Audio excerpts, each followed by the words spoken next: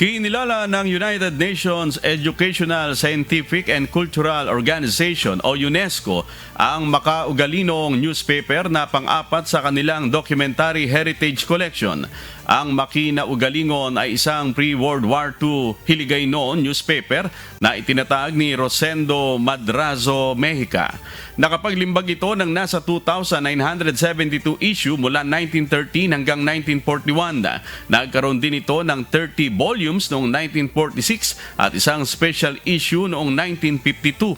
Para sa mga Ilonggo, hindi lang ito isang pahayagan, nagsilbi ring itong boses ng kanilang kultura, mga kwento at mga ideya sa pamamagitan ng wikang Hiligaynon. Sa isang museum sa Molo, Iloilo City, nakapreserve ang kopya ng mga lumang pahayagan.